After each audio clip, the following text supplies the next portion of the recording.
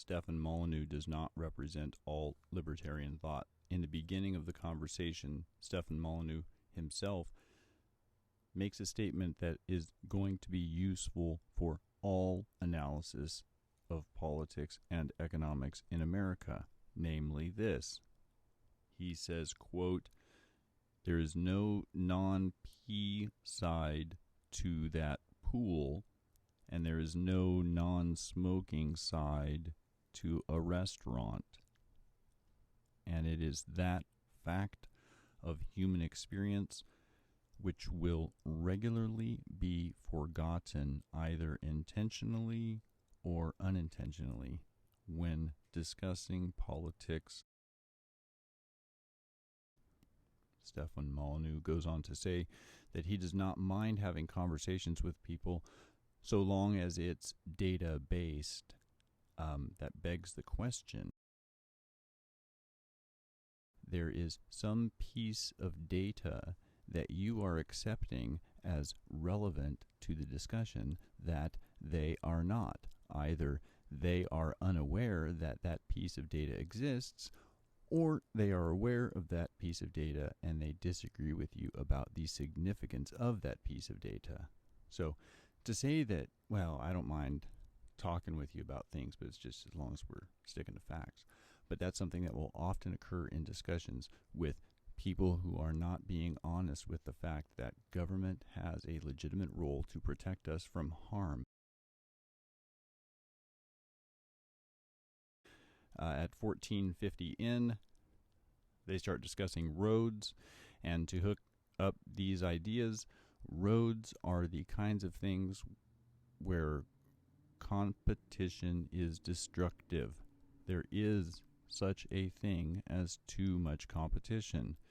This is summarized by John Maynard Keynes's quote, "Two cathedrals are as good as two dirges, not so two roads from London to York. It only makes sense," end quote.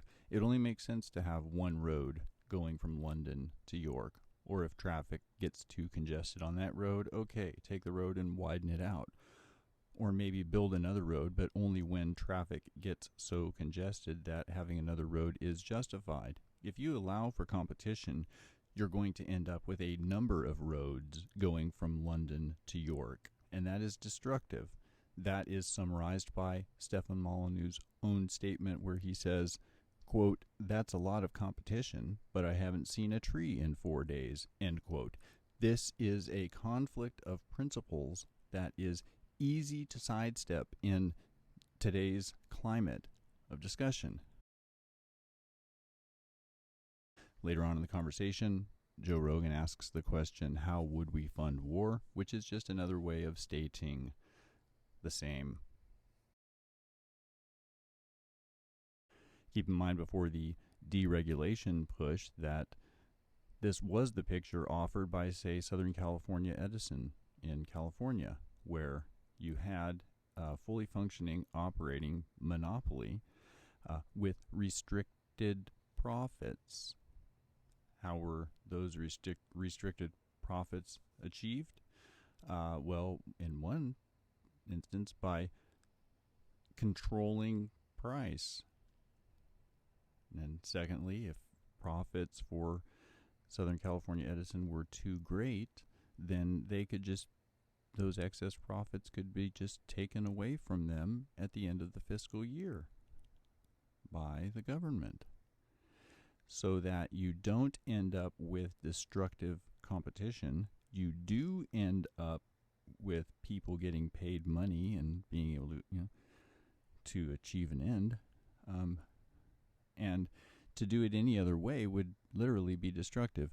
You haven't seen a tree in 4 days, to use Molyneux's phrase. So war is basically the same argument, same situation.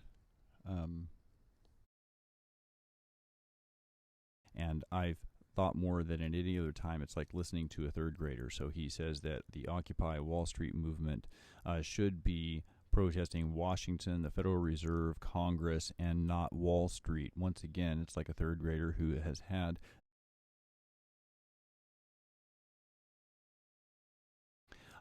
Wonderful quote here. He says, economic growth is when your economy produces more stuff, when you have more output of the goods/services that make people's lives better.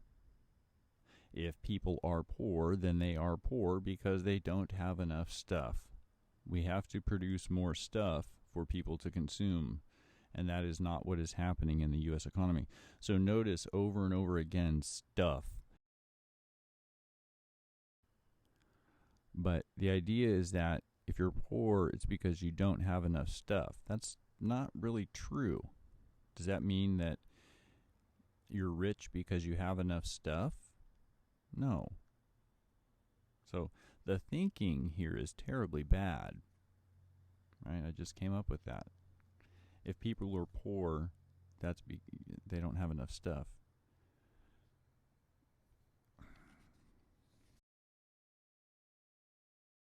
And 9/11, instead of allowing the pain of a recession to play out. Well, I think that the attacks on 9/11 were as good a reason as any that a government could offer for not allowing the pain of a recession to play out. Right? If we had allowed the pain of the recession to play out, we would have done exactly what those who perpetrated 9/11 wanted to do. And, you got this massive disruption of everything. And they're trying to, destroy the country. And the country kept going. If you got pulled over on the side of the road and you offered a bribe to the police officer, you just committed a crime by offering that bribe. If the police officer accepts the bribe, then now you have a second guilty party, a second person who is deserving of some legal consequences for their actions. And so what Peter Schiff is saying under that simpler but no less true model is that whenever a bribe is offered in the circumstances of a traffic stop, the only party who should face legal consequences criminally would be the officer. It's never the corporation's fault. Occupy Wall Street should be protesting the Federal Reserve. They should be protesting Congress. They should be protesting Washington. In other words, when a bribe has been offered, they should be blaming the officer who accepted the bribe. Yes, that's true. They should be blaming the officer that accepted the bribe. But they should also be blaming the person that offered the officer the bribe. And over again in libertarian and right-wing thinking and Fox News thinking, that is a mistake that's made. The mistake is either intentionally made or it is unintentionally made. He's either intentionally doesn't get it or he just hasn't been paying attention. To quote Al Franken, right? He just intentionally doesn't get it,